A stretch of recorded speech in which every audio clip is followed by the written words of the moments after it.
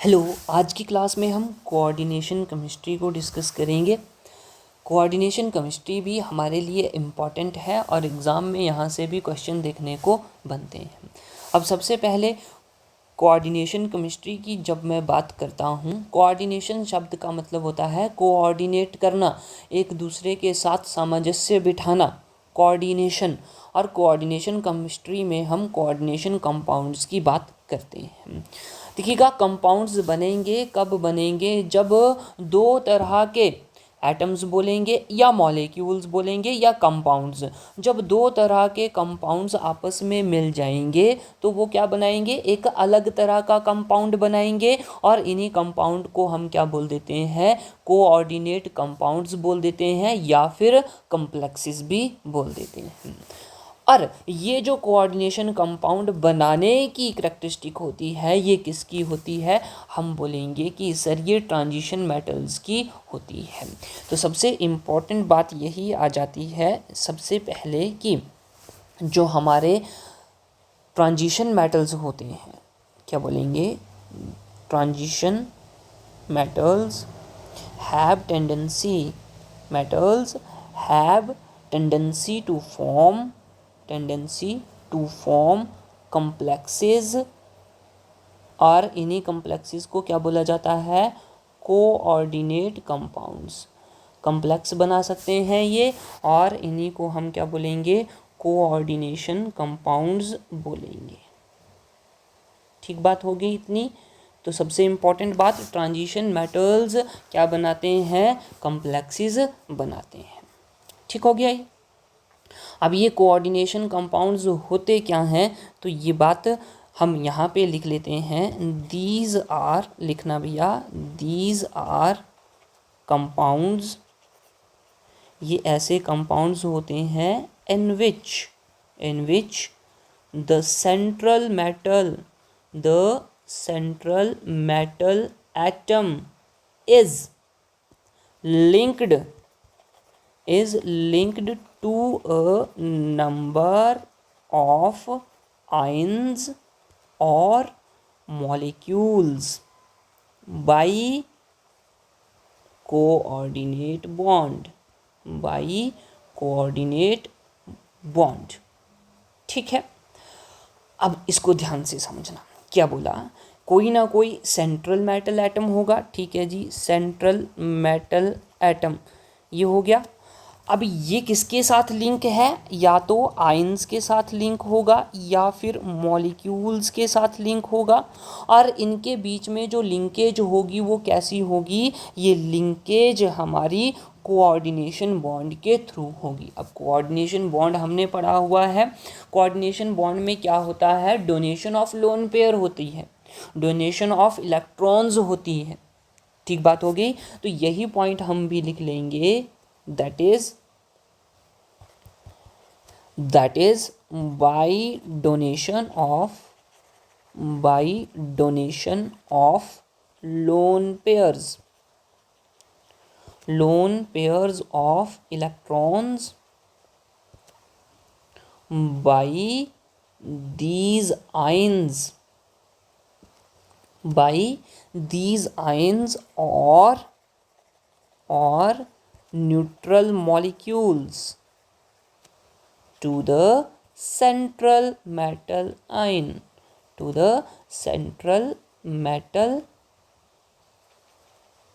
atom।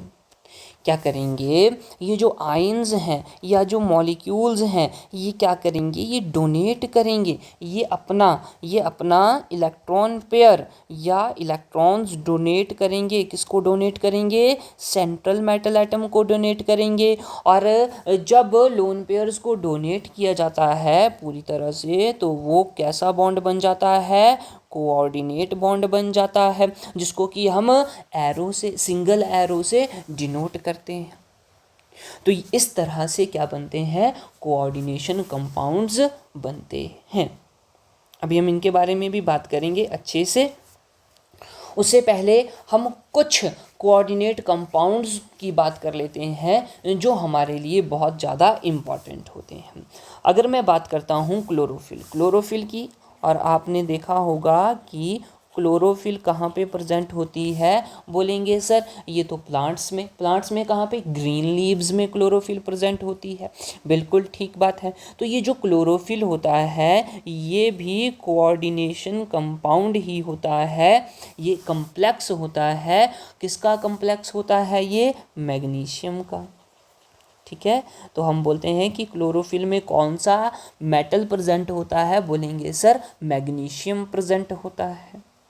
तो क्लोरोफिल में coordination compound present होता है जिसमें कि सेंट्रल मेटल एटम मैग्नीशियम होता है। उसी तरह हेमोग्लोबिन भी आता है भैया। क्या बोलेंगे?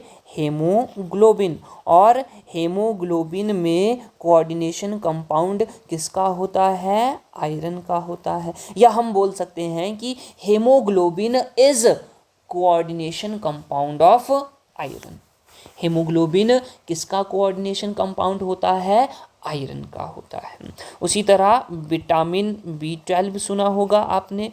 विटामिन B12 में कौन सा एलिमेंट प्रेजेंट होता है? तो बोलेंगे सर ये तो कोबाल्ट होता है। बिल्कुल सही बात है। तो vitamin B12 is a coordination compound of cobalt. Cobalt का कोऑर्डिनेशन कंपाउंड विटामिन B12 होता है। ठीक हो गया? बोलेंगे हाँ जी सर। इसी तरह आगे अगर मैं बात करता हूँ तो एक टर्म आती है जिसको हम बोलते हैं डबल साल्ट। क्या बोलेंगे? Double salt. अब डबल का मतलब हो गया दो, साल्ट का मतलब हो गया साल्ट। जब दो साल्ट आपस में मिल जाएंगे या दो कंपाउंड्स आपस में कंबाइन हो जाएंगे तो वो डबल साल्ट बना देंगे। ठीक है, तो सिंपल से इसको लिखेंगे कॉम्बिनेशन ऑफ टू और मोर स्टेबल कंपाउंड्स। टू और मोर स्टेबल कंपाउंड्स। तो जब दो या दो से ज़्यादा कंपाउंड्स कंबाइन हो जाते हैं तो वो क्या बना देते हैं? डबल साल्ट बना देते हैं। क्या बनाएंगे? डबल साल्ट बनाएंगे। जैसे एग्जाम्पल की बात करूं, एग्जाम्पल में आपने एक नाम सुना हुआ है पोटास अलम। पोटाश अलम। देखो पोटासियम से आता है, ये पोटाशियम अलम से एल्युमिनियम आ जाता है और सल्फेट डॉट 12H2O। देखो अब यहाँ पे दो कंपाउंड्स कंबाइन हो रहे हैं और हमें डबल साल्ट मिल रहा है KAlSO4 ट्वाइस डॉट 12H2O। इसका नाम क्या होता है? पोटास अलम बोलेंगे। क्या बोलेंगे? पोटास अलम। इसी तरह मोहर साल्ट भी आपने सुना है, मोहर्स साल्ट। मोहर साल्ट का formula ferric sulphate FeSO4 NH ammonium twice sulphate dot 6H2O। FeSO4 dot NH4 twice SO4 ammonium sulphate इसको बोलेंगे। अमोनियम ये हमारा क्या आ गया? फेरिक सल्फेट आ गया। ये हमारा अमोनियम सल्फेट आ गया और साथ में 6 मॉलिक्यूल्स ऑफ वाटर। तो यहाँ पे भी दो कंपाउंड्स, एक तो फेरिक सल्फेट और दूसरा अमोनियम सल्फेट, ये कंबाइन हुए हैं और क्या बना रहे हैं? डबल साल्ट बना रहे हैं। इसको हम मोहर साल्ट बोलते हैं। एक और आता है हमारे पास एग्जाम्पल कार्नेलाइट। क्या बोलेंगे इसको? बोलेंगे कार्नेलाइट, जिसका formula potassium chloride magnesium chloride dot 6H2O, 6 molecule of water. तो यहाँ पे देखो पोटाशियम क्लोराइड एक कंपाउंड, मैग्नीशियम क्लोराइड दूसरा कंपाउंड, ये दोनों कंबाइन हो रहे हैं और इसको हम क्या बोलते हैं? कार्नेलाइट बोलेंगे। कार्नेलाइट, ध्यान रखना। ठीक है जी, चलिए बहुत बढ़िया बात है। अब जब कोऑर्डिनेशन कंपाउंड बनता है तो वहाँ पे हमें क्या क्या चीज़ें देखने को मिलती हैं? एक तो अभी हमने देखा सेंट्रल मेटल एटम देखा, वो प्रेजेंट होता है। एक काउंटर आयंस होते हैं, उसको भी हम देखेंगे ये काउंटर आयंस क्या होता है। ठीक है, फिर लीगेंड्स होते हैं। अब ये लीगेंड्स क्या हैं वो भी हम देखेंगे, और इन सभी को मिला के क्या बनता है, कोऑर्डिनेशन स्फीयर बनता है। ठीक है जी। तो सबसे पहले हम लिख लेते हैं कोऑर्डिनेशन स्फीयर। क्या लिखेंगे, कोऑर्डिनेशन स्फीयर। ये समझना बहुत ज़रूरी है, तभी हमें पूरी तरह से जानकारी मिलेगी कोऑर्डिनेशन कंपाउंड्स की। तो हमने बोल दिया कोऑर्डिनेशन स्फीयर, या इसको कोऑर्डिनेशन एंटिटी भी बोला जाता है, एंटिटी। ऑलराइट, अब ये होती क्या है, चलो इसके बारे में देख लेते हैं भैया। ठीक है जी। तो इसको लिखेंगे द सेंट्रल मेटल एटम, इसको मैं CMA लिखूंगा। CMA का मतलब क्या हो गया, सेंट्रल मेटल एटम। ठीक है। एंड द लिगेंड्स, अब ये लिगेंड्स क्या होते हैं इनको भी हम देखेंगे। Ligands which are directly attached to it are enclosed in square bracket, enclosed in square brackets, and are collectively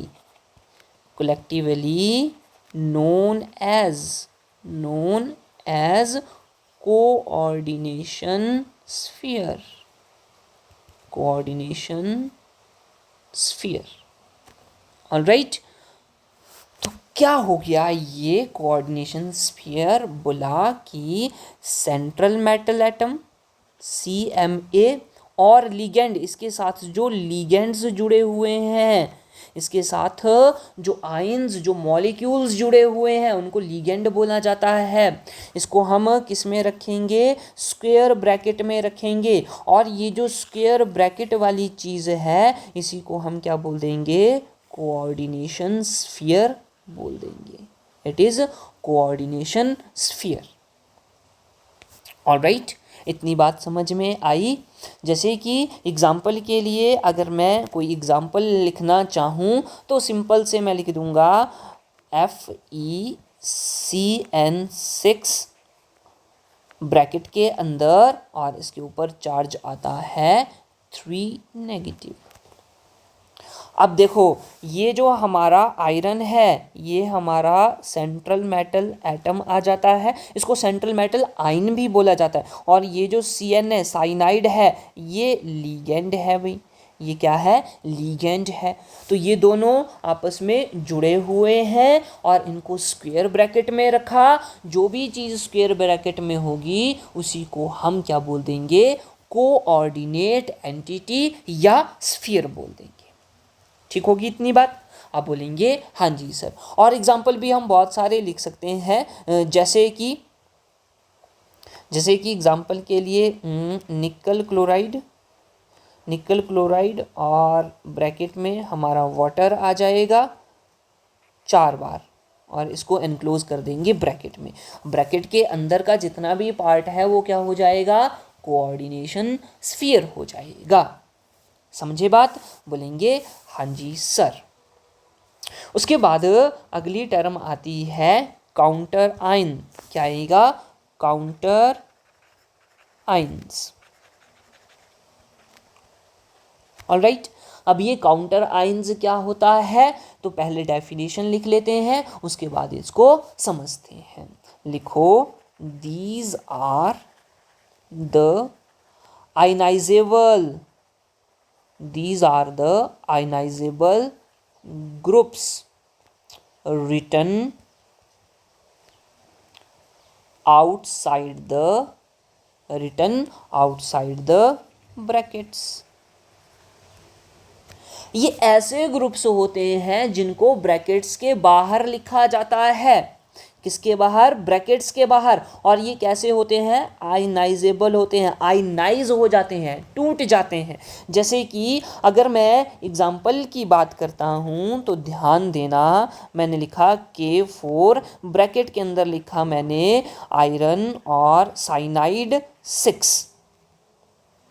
ये ये लिख दिया।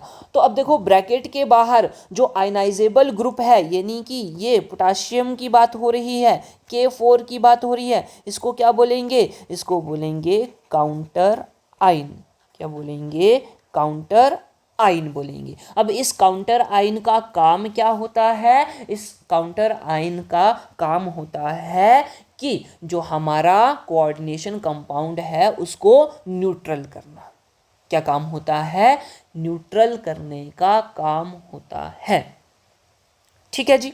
तो काउंटर आयन के बारे में ये भी लिख सकते हैं कि it neutralise the coordination compound. ये कोऑर्डिनेशन कंपाउंड को न्यूट्रलाइज करता है। न्यूट्रलाइज। ओके जी, इतनी बात हो गई। चलिए आगे बढ़ते हैं। अगला जो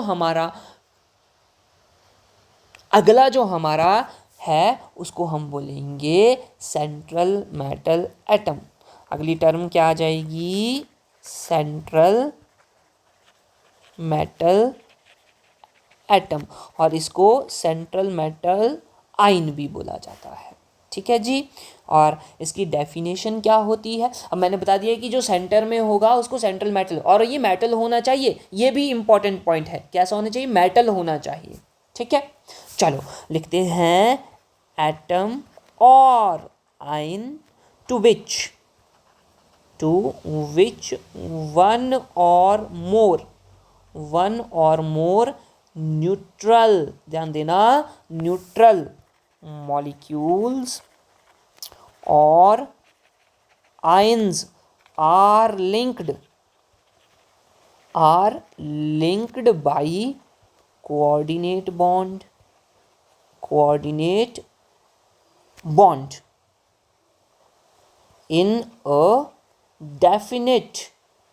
in a definite geometrical arrangement around it. It is also referred as Lewis acid। चलिए इसको समझते हैं। क्या बोला? ध्यान देना, बोला गया एटम और आयन टू विच वन और मोर न्यूट्रल मॉलिक्यूल और ions are linked by coordinate bonds in a definite geometrical arrangement. कैसी अरेंजमेंट होगी? डेफिनेट अरेंजमेंट होगी इनकी। और इनको लुईस एसिड भी बोला जाता है। क्यों बोला जाएगा? क्योंकि जो सेंट्रल मेटल एटम होगा, इसके साथ आयन्स जुड़े हुए होंगे या फिर मॉलिक्यूल्स जुड़े हुए होंगे, और ये इनके बीच में बॉन्ड कैसा होगा? बॉन्ड होगा कोऑर्डिनेट बॉन्ड, जिसको कि डेटिव बॉन्ड भी बोला जाता है। Dative bond. अब यहाँ हमें पता है कि ये एटम्स या मॉलिक्यूल्स और आयन्स जो होते हैं वो क्या करते हैं? ये आयन्स अपना लोन पेयर डोनेट करते हैं। किसको? सेंट्रल मेटल एटम को अपने लोन पेयर डोनेट करते हैं। तो कैसा बॉन्ड बन जाएगा? बोलेंगे सर कोऑर्डिनेट बॉन्ड बन जाएगा। और हमने लुईस एसिड में ये बात पढ़ी हुई है कि जो एलिमेंट लोन पेयर को एक्सेप्ट करेगा, गेन करेगा, वो क्या कहलाएगा? वो लुईस एसिड कहलाएगा। इसलिए सेंट्रल मेटल एटम्स को क्या बोला जाता है? लुईस एसिड भी बोला जाता है। ध्यान में बात रखेंगे। ऑलराइट, एग्जाम्पल की बात कर लेते हैं। इसमें एग्जाम्पल देखिएगा, मैंने लिखा NiCl2H2O 4 बार है और ब्रैकेट बंद कर दिया। एक मैंने लिखा कोबाल्ट क्लोराइड NH3 5 बार है और ब्रैकेट क्लोज करके चार्ज है 2 पॉजिटिव, ठीक है। और एक और लिखा मैंने, जो पहले भी लिखा था, आयरन साइनाइड 6 और इसके ऊपर चार्ज आ गया -3 आएगा, -3, ये चार्ज लिखा भैया। अब देखना इनमें, देखो ध्यान देना थोड़ा सा, ये हमारा निकल मेटल है भैया, ये सेंट्रल मेटल है भैया, कोबाल्ट सेंट्रल मेटल है, आयरन सेंट्रल मेटल एटम है, और क्लोरीन यहाँ पे लगा हुआ है, वाटर एक्वा लगा हुआ है, अमोनिया लगा हुआ है, यहाँ पे साइनाइड लगा हुआ है। ये सारे के सारे क्या कहलाएंगे? ये सारे के सारे लिगेंड कहलाएंगे। आगे भी मैं इनके बारे में बताऊंगा, ठीक है। क्या यहाँ पे कोई काउंटर आयन है? भैया कोई काउंटर आयन नहीं है। ब्रैकेट के बाहर तो हमें कुछ नहीं दिख रहा है, तो कोई भी काउंटर आयन नहीं है। अगर मैं इसकी बात करता हूँ तो यहाँ पे निकल और इसके ऊपर 2 पॉजिटिव आएगा जब हम इसकी ऑक्सीडेशन स्टेट निकालेंगे, निकल 2 पॉजिटिव, यहाँ पे कोबाल्ट 3 पॉजिटिव, यहाँ पे आयरन 3 पॉजिटिव, आयरन 3 पॉजिटिव। ये क्या है? ये सेंट्रल मेटल एटम है या फिर आयंस है, ठीक है, इन कॉम्प्लेक्सेस में। ठीक बात हो गई, इतनी बात आपको समझ में आई होगी। अगली टर्म जो है हमारी वो आ जाती है लिगेंड्स। क्या बोलेंगे इनको? लिगेंड्स बोलेंगे, ठीक है जी, लिगेंड्स। अब ये लिगेंड्स क्या होते हैं भैया? ऐसे आयंस और मॉलिक्यूल्स जो सेंट्रल मेटल एटम के साथ लिंक हो, और कैसे लिंक हो? कोऑर्डिनेट बॉन्ड के थ्रू हो। और यही एटम्स, यही आयंस या यही मॉलिक्यूल्स अपना लोन पेयर डोनेट करेंगे, अपने इलेक्ट्रॉन्स को डोनेट करेंगे। किसको डोनेट करेंगे? सेंट्रल मेटल एटम को, ठीक है। इनको क्या बोलेंगे? लिगेंड्स बोलेंगे।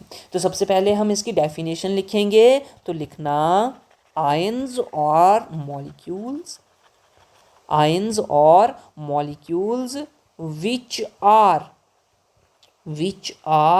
linked to central metal atom or ion, central metal atom or ion through coordinate bond, through coordinate bond by donating, yes important है ये वाला, by donating lone pair of electrons, lone pair of electrons present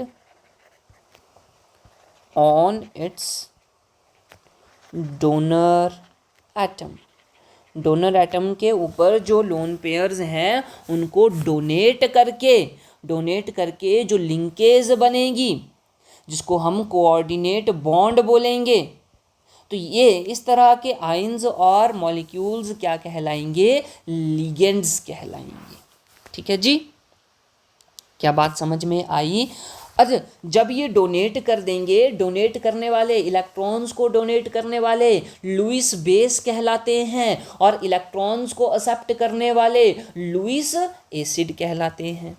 ये भी आपको बात ध्यान में रखनी है। उसके बाद लिगेंड्स के कुछ टाइप्स आ जाते हैं, जिनमें कि सबसे पहले आ जाता है यूनिडेंटेट लिगेंड। अब ये यूनिडेंटेट लिगेंड क्या होता है, इसको समझ लेते हैं भैया। बोला कि ऐसा लिगेंड जो कि मेटल के साथ जुड़ा हुआ है, और क्या होगा इसमें? सिंगल डोनर एटम है। कैसा है? सिर्फ एक ही डोनर एटम है। लिखो लिगेंड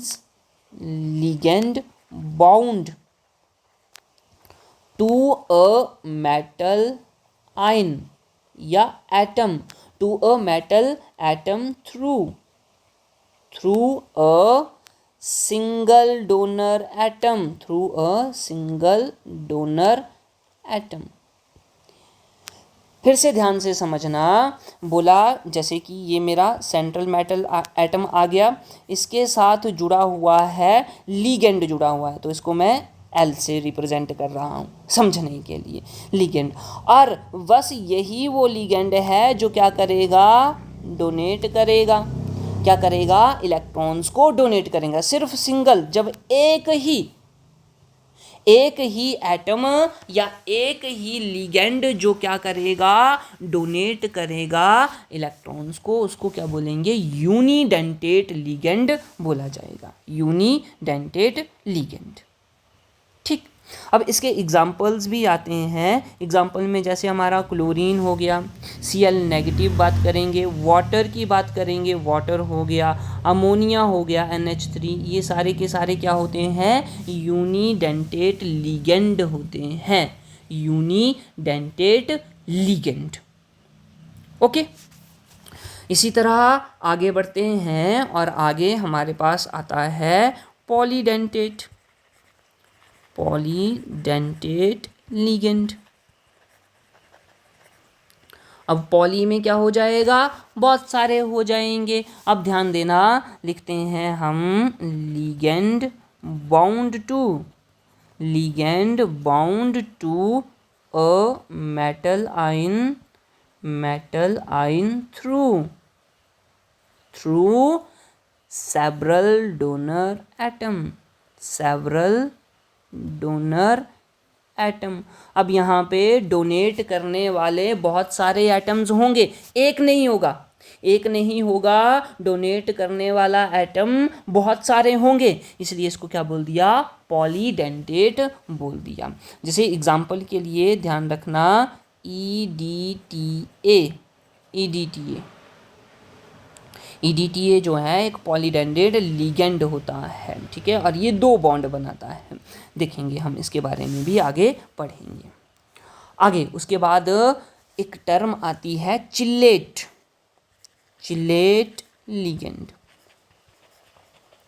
चिलेट लिगेंड। ये चिलेट लिगेंड क्या होता है, ध्यान देना, ये बाइडेंटेड भी हो सकता है, पॉलीडेंटेड भी हो सकता है, यूनिडेंटेड भी हो सकता है।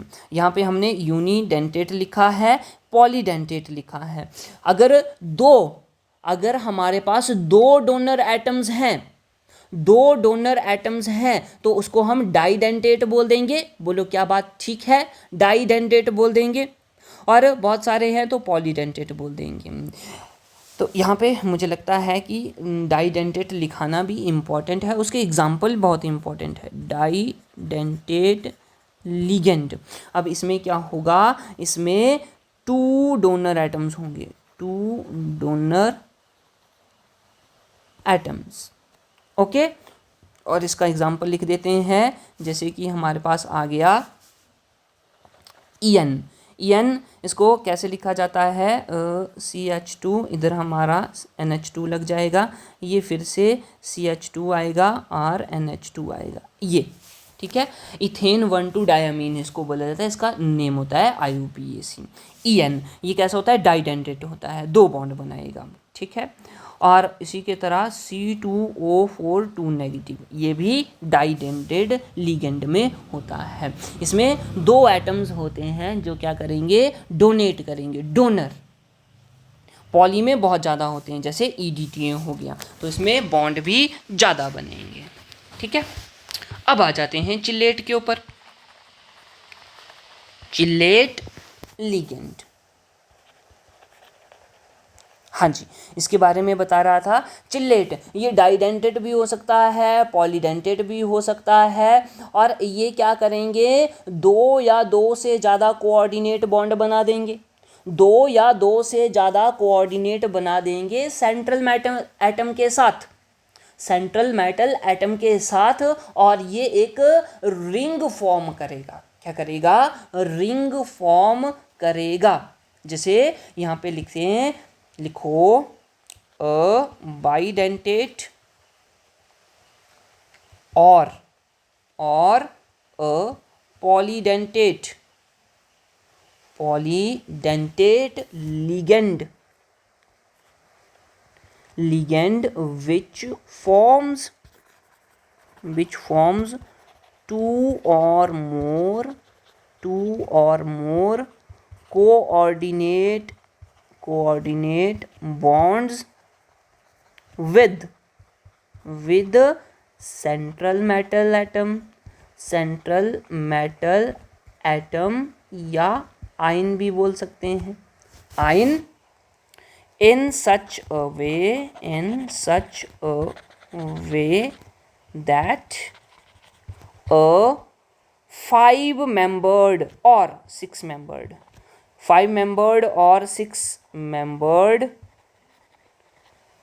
ring is formed.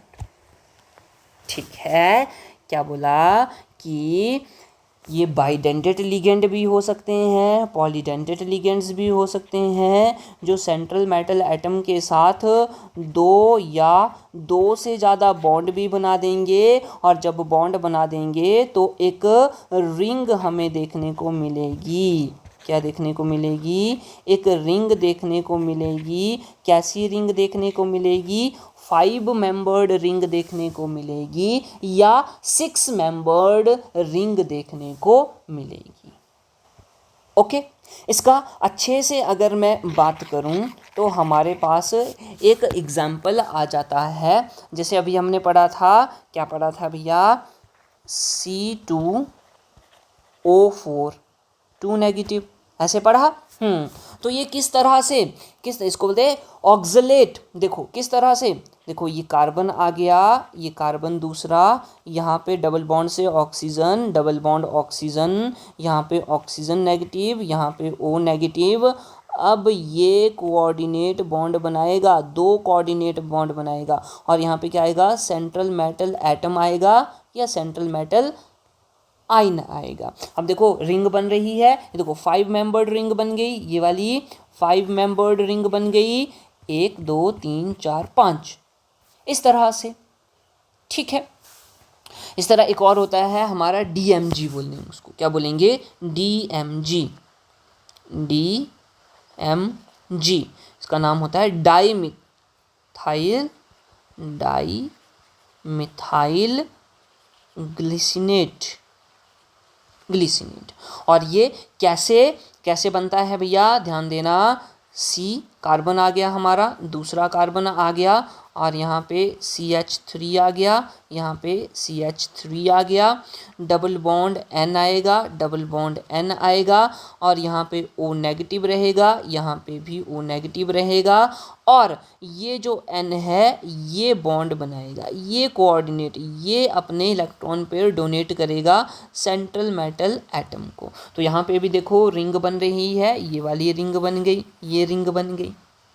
तो ये भी क्या होगा? ये भी हमारा चिल्लेट लिगेंड है, चिल्लेट लिगेंड। हालांकि ये दोनों जो हैं वो बाइडेंटेड लिगेंड के एग्जाम्पल्स हैं, बाइडेंटेड लिगेंड के। ठीक हो गया? क्या ये बात समझ में आई? अब बोलेंगे हाँ जी सर, इतनी बात हमें समझ में आ गई। तो जब भी रिंग फॉर्म होएगी तो उसको हम चिल्लेट लिगेंड बोलेंगे।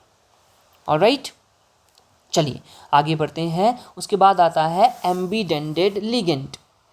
क्या नाम आ गया? एम्बीडेंटेड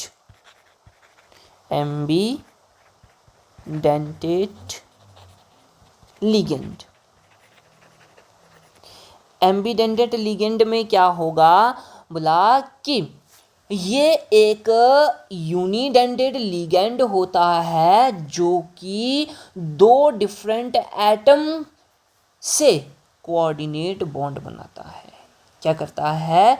2 डिफरेंट एटम से कोऑर्डिनेट बॉन्ड बनाता है। इसको लिखते हैं, पहले हम लिखेंगे अ यूनिडेंटेड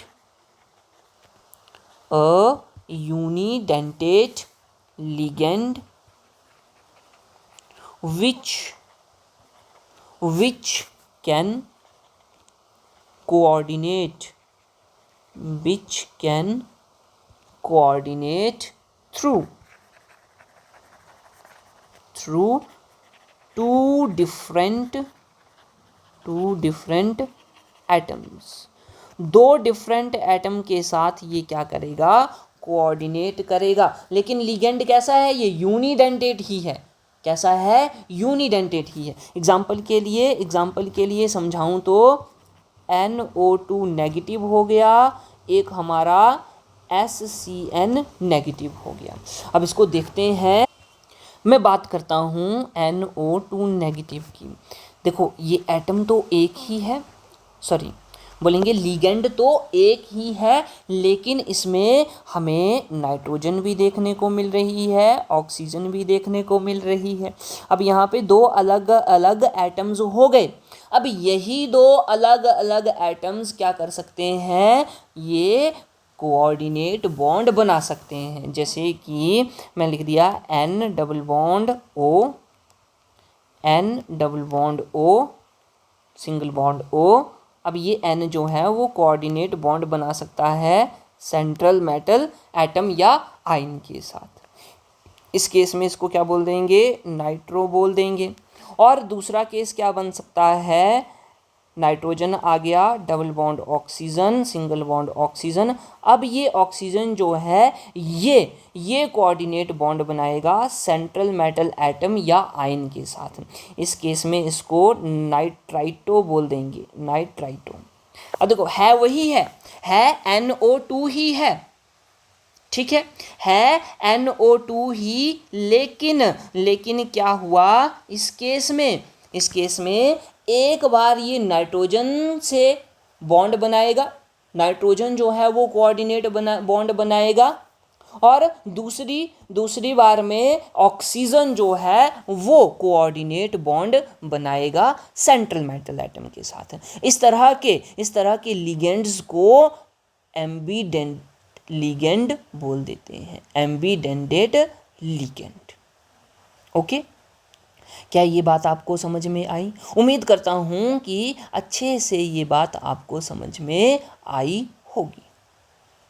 ठीक है जी।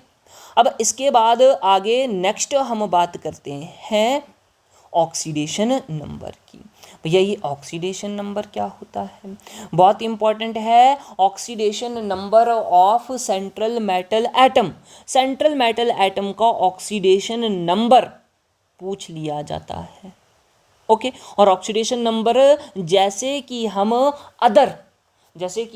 अदर कंपाउंड्स का ऑक्सीडेशन नंबर निकालते हैं, वैसे ही हम कोऑर्डिनेशन कंपाउंड्स का ऑक्सीडेशन नंबर भी निकालते हैं। ठीक है, अब ऑक्सीडेशन नंबर को लिखने का तरीका, जब हम IUPAC नॉमेनक्लेचर करेंगे कोऑर्डिनेशन कंपाउंड्स का, और वहाँ पे देखेंगे कि कोऑर्डिनेशन नंबर तो ब्रैकेट्स में लिखा जाता है और रोमन में लिखा जाता है। ठीक है जी। जैसे कि अगर मैं कुछ भी एग्जाम्पल की बात कर लूँ, जैसे कि मैंने लिख दिया यहाँ पे हेडिंग क्या आ जाएगा, oxidation number, oxidation number. Alright, अब ऑक्सीडेशन नंबर में सबसे पहले मैं एग्जांपल ही लेता हूं, उसके बाद हम आगे की बातें करते हैं। मैं लिखा K2HgCl4 ब्रैकेट क्लोज। इसका IUPAC नाम क्या होता है, लिखता हूं मैं पोटाशियम टेट्रा क्लोरिडो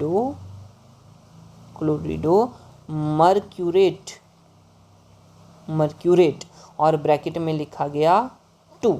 इट मीन्स कि ये जो हमारा Hg है यानी कि मरकरी है, इसका ऑक्सीडेशन नंबर कितना है, +2 है। ठीक है, और ऑक्सीडेशन नंबर को हमने ब्रैकेट में लिखा है जब हम IUPAC नेम लिख रहे होंगे। ठीक है, ये पोटाशियम ये हमारा काउंटर आयन है। अब ब्रैकेट के पहले लिखा हुआ है तो इसको भी सबसे पहले लिखा जाएगा। उसके बाद ब्रैकेट के अंदर की बात कर लेते हैं। ब्रैकेट का अंदर जो है वो क्या होता है, कोऑर्डिनेशन स्फीयर होता है। अब इसमें हम कैसे लिखते हैं चीज़ों को, इसमें हम अल्फ़ाबेटिकली लिखते हैं। तो देखो सबसे पहले क्या आएगा, मरकरी और क्लोरीन में क्लोरीन पहले आएगा, और कितने क्लोरीन है, 4 क्लोरीन है, तो इसको हम बोलेंगे टेट्रा क्लोरिडो, और मरकरी के लिए मर्क्यूरेट लिखा जाएगा। ठीक है, तो इस तरह से ऑक्सीडेशन नंबर। अब हम आगे करेंगे कि कैसे ऑक्सीडेशन नंबर निकाला जाता है। ऑलराइट।